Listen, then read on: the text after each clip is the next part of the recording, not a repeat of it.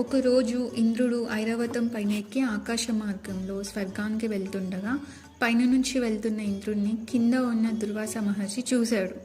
చూడగానే అమరావతికి అధిపతి అనే గౌరవంగా ఇంద్రుడిని పిలిచి తన మెడలో దండను తీసి ఇస్తాడు. కానీ అప్పటికి అహంకారంతో కళ్ళు మూసుకుపోయిన ఇంద్రుడు అసలు దండ ఇచ్చింది ఎవరో అని కూడా చూడకుండా, అతన్ని పట్టించుకోకుండా, కనీసం కృతజ్ఞతలు కూడా తెలియజేయకుండా ఆ దండను తీసుకొని ఏనుగు తొండానికి తగిలిస్తాడు. ఇక ఆ ఏనుగు తొండం మీద ఉన్న దండను అటు ఇటు కదిలిస్తూ ఆ దండను ఏనుగు కాళ్ళ క్రింద పడేసి కాలితో తొక్కుతుంది. దుర్వాస మహర్షికి కోపం ఎక్కువ. ఆ దండను అలా చూడగానే విపరీతమైన కోపం వచ్చి, ఓ ఇంద్ర, మితిమీరిన నీ అహంకారం గర్వంతో ప్రవర్తించిన నీ ఈ పనికి నీ భోగభాగ్యాలు సిరి సంపదలు మొత్తం పోతాయి అని చెప్పిస్తాడు. శాపం తగలడంతో ఇంద్రుడు తప్పు తెలుసుకొని నన్ను క్షమించండి అని దుర్వాస మహర్షిని వేడుకుంటాడు. దానికి దుర్వాస మహర్షి, శాపం వెనక్కి తీసుకోవడం జరగదు, ఈ శాపం నువ్వు అనుభవించక తప్పదు, కానీ విష్ణుమూర్తి వల్ల నీవు కోల్పోయిన వైభవాన్ని తిరిగి పొందగలవు అని చెప్పి వెళ్ళిపోతాడు. ఇక ఇంద్రుడి పైన దుర్వాస మహర్షి ఇచ్చిన శాపం పనిచేయడం మొదలైంది.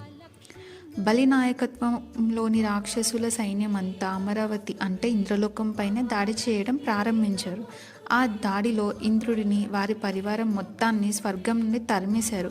ఇక తప్పని పరిస్థితులలో ఎవరికి కనపడకుండా అజ్ఞాతంలోకి ఇంద్రుడు వెళ్ళిపోతాడు. ఒకరోజు తన గురువు అయిన బృహస్పతి దగ్గరికి వెళ్ళి జరిగింది మొత్తం వివరిస్తాడు. దానికి బృహస్పతి, ఈ సమస్యకు పరిష్కారం బ్రహ్మను అడుగుదాము అని సలహా ఇస్తాడు. వెంటనే బ్రహ్మ దగ్గరికి ఇంద్రుడు వెళ్ళి ఉపాయం చెప్పమనగా దానికి సమాధానం శివుడు ఇస్తాడని చెప్పాడు. వెంటనే శివుడి దగ్గరికి వెళ్ళి జరిగిందంతా చెప్పి పరిష్కారం చెప్పమనగా దీనికి సమాధానం విష్ణుమూర్తి ఇస్తాడని శివుడు చెప్తాడు. ఇక ఇంద్రుడు విష్ణుమూర్తికి తన బాధ చెప్పుకోగా విష్ణుమూర్తి ఇంద్రుడితో, పదవి నీకు దక్కాలి అంటే అమృతం కావాలని చెప్తాడు. అమృతం వల్ల మృత్యువు రాదని, అమృతం లభించాలి అంటే మందార పర్వతంతో సముద్రాన్ని పాలు చిలికినట్టు చిలికి అమృతాన్ని బయటకు తీయాలని, అలాగే ఈ పని చేయడం దేవతలు ఒక్కరి వల్ల సాధ్యం కాదు, దీనికి రాక్షసుల సాయం కూడా కావాలని చెప్తాడు.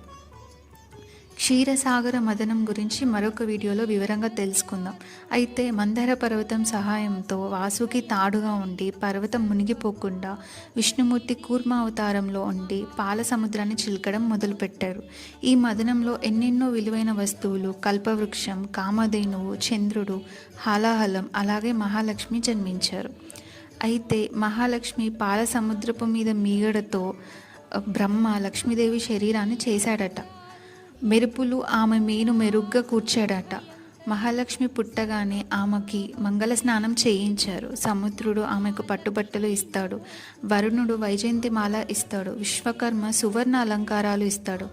మహాలక్ష్మి వైపే ఓరచూపుతో చూస్తున్న విష్ణువుని లక్ష్మీదేవి చూసి విష్ణువు పక్కకు చేరి, దేవదానవులలో మీ ఎవరితోనూ నేను చేరినా నాకు సుఖం ఉండదు, శ్రీ మహావిష్ణువు చెంత ఉంటేనే నేను నిత్యం సుమంగలిగా ఉంటాను అని చెప్పి మహావిష్ణువు మేడలో పూలమాల వేసింది.